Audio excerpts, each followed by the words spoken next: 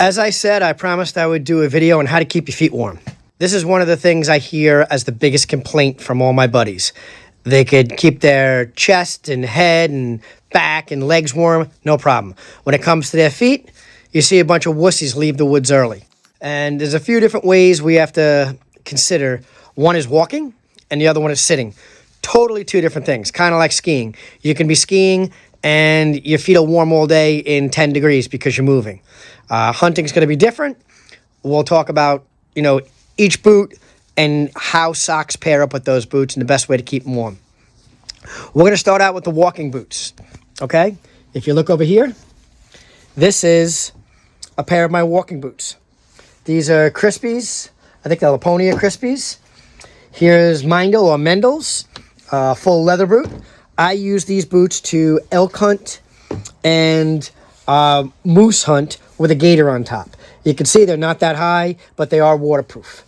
I also take these and I seal them with a sport wax. Now, these are uninsulated boots, okay? When you're talking about uninsulated boots, it's more the movement of your body that's keeping your feet warm. So if you're elk hunting and you're going to be sitting at a water hole and you get in and you're going to sit for 3 hours, they may not keep your feet warm. But in 9 different elk hunts I've done, I haven't had really cold feet. Even on cold days, 15, 20 degrees, walking with those boots, I'm totally fine. Pairing those boots with socks, I'll get to shortly. Now, moving up, this is an LL Bean boot. I use that to go out to dinner. It's not that warm of a boot. I got to be honest with you. The treads on the bottom aren't great for hunting. And the inside, you can see the insulation, it's not super duper warm. Again, if I'm hanging out around a campfire with my buddies, I'll use those. I don't often use them in the woods. They don't have great traction, and they're not that warm. As I'm bow hunting, if you look at a boot like this is a Muck Woody Max. High quality boot. It's got great ankle support, and it kind of feels more like a fitted shoe as opposed to a boot. That'll take me from, I would say, 60 degrees all the way down to about 35. Totally comfortable, neoprene on top, solid boot. Really like it. As the temperature drops, if I'm below 30 degrees, I need to start putting something on that's a little bit more substantial. Here's a Kenetrek, and this is, they say it's good down to like -20 and -30. That's walking. Sitting, I give this boot, 20 degrees maybe. I don't particularly love the leather when I'm bow hunting. I like it to be rubber all the way up. But if you can't sit in a tree and you can't sit still, doesn't matter whether it's leather or rubber. It's kind of important. You got to be able to sit there. So on those real cold days, again, I'll pair each one with the socks. Here comes the boot that I use. Okay, this boot is a Cabela's boot. Not that expensive. It's kind of clunky, but what it does is it's called a zone. It gives you a 1,600 grams on top, 2,400 grams on the bottom. So you don't necessarily need your ankle and your calves as warm as you need your toes, the bottom of your feet, and your heel. So these boots here, Zones by Cabela's, are what I use. Those are, especially when there's snow and I have to do some walking, not a lot of walking. I like to be in one place with those and climbing a tree. Guys and girls, climbing a tree with heavy boots is an issue. You may not get your foot on the peg or the stick or the step or whatever you're doing. You got to be real careful. So how do you pair these boots with socks? What's really going to make the difference? Starting with the lighter boots again, you got Crispies and Mendel's. I use something called a Darn Tough, okay?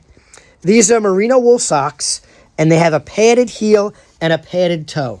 I don't know if you can see that on my butchering table here. These are 1, 2, 3, 4 different types of those Darn Tough, and they're different levels.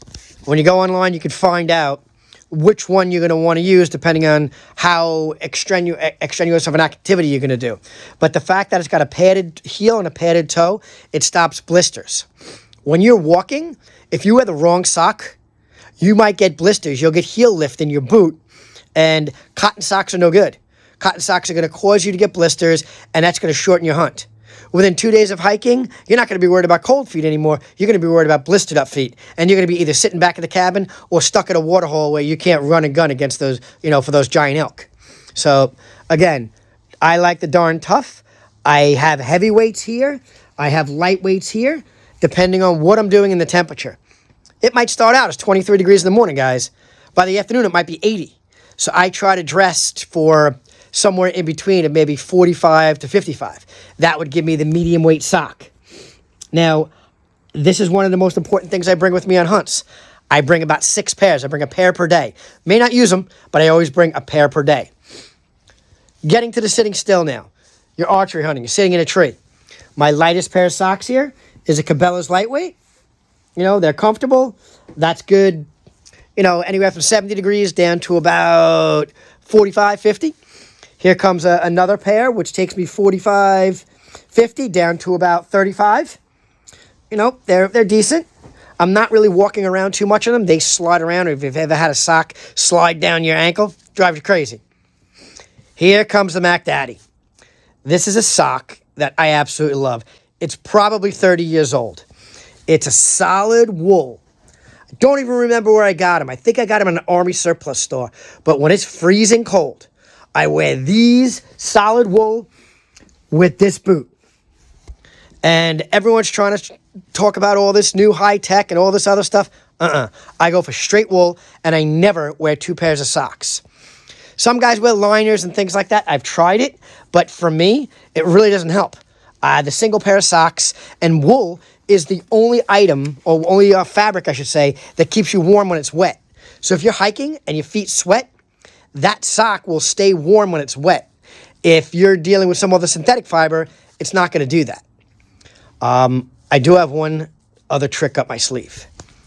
You see these right here? These are alpaca wool, and they're liners. I put them in the bottom of my boot, and what they do is they give you an extra layer of insulation. When you're standing on a metal stand, that cold temperature goes through your boot and makes your foot cold. So those alpaca liners, you can get them online, and I have alpaca wool socks here. Got them for Christmas. Can't wait to try them out. I just find it's a higher quality wool. I love the way they feel, and if I put them with my bigger wool socks, again, it gives me another layer between my foot and the ice cold metal stand. Super important, guys. Okay, everyone's saying, oh, battery operated socks, hand warmers, foot warmers. Here they are. Here's the little hotties. They have a little glue piece that goes in the front of your sock. Here's a whole foot bed warmer, and here's some other foot warmers. They may be okay for you. I don't like how they make my foot sweat, and it's a hot temperature, and they often don't last all day. And when you're hiking in a tighter boot, you're never going to be able to use them. They're going to make a lump, and you're going to get blisters and things like that. Some guys tell me the battery-operated socks work well. Congratulations, Grandpa. Good for you. But in my age right now, my age group, and I'll do another video on age groups later on what 30s, 40s, 50s, 60s, 70s, and 80-year-old hunters do. I'll save that for later, but it's kind of exciting. I've hunted with a lot of guys, including my dad, and watched them age and what they do in that age. That's kind of the next video we'll talk about. But the battery-operated socks, some guys say they work great. Some guys say they don't. I don't want to have to depend on batteries when I'm in the woods, when I'm walking upwards of 15 miles, while I'm elk hunting. And if I'm sitting in a stand and I got there by quad and I'm going to sit all day and I can just turn up my socks and it's great, I assume it works. I'm not a big battery-operated sock guy, but I can tell you my methods here work great. I never leave the woods because of cold feet. And that's pretty much all I got to say about it. Good luck. You have any questions, hit me up. Have a good day, guys.